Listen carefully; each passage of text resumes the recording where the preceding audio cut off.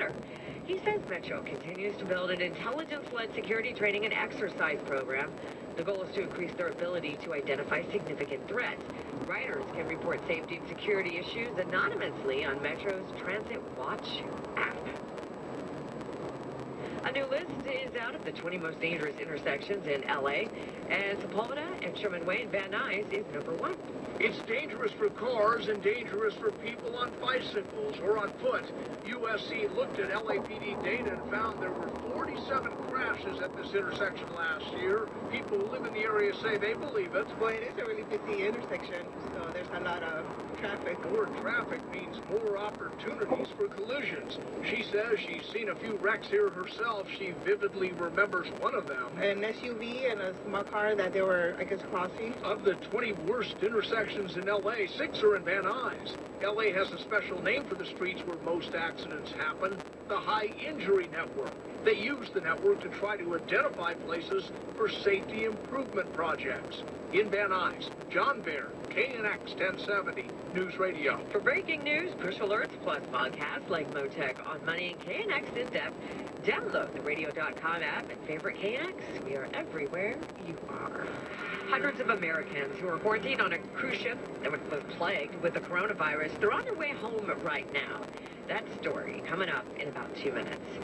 It's 11:35, traffic and weather together every 10 minutes on the 5s. Here's Jeff Biggs.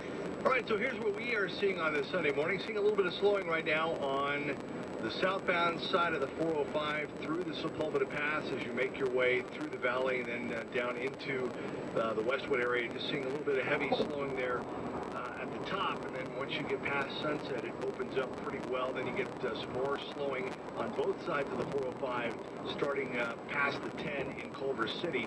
A lot of heavy traffic right now on the 101 southbound as you leave Hollywood, making your way towards downtown, and then going the other way, the northbound side of the 101, starting at around the 10 at the split there. On the northbound side, you're jammed up all the way towards downtown, going that way.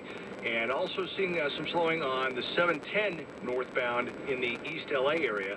101 northbound, there was that earlier crash at Alameda that was blocking middle lanes. That could be part of the problem there.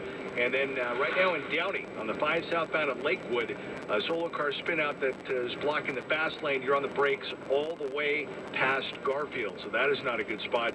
In Anaheim, 91 westbound at State College, a car crashed after being cut off by a big rig.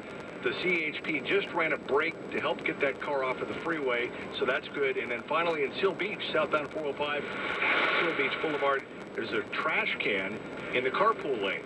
Your next report coming up at 11:45. I'm Jeff Biggs with more traffic reports more often. KNX 1070 News Radio. Sunny today. High's going to be in the mid-60s to low 70s. Overnight lows in the 40s and 50s with areas of patchy fog.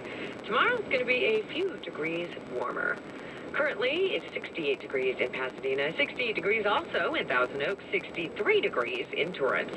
There's controversy over the Attorney General's decision to change the sentence of Trump ally Roger Stone. More on this 2 minutes away. It's 11:37.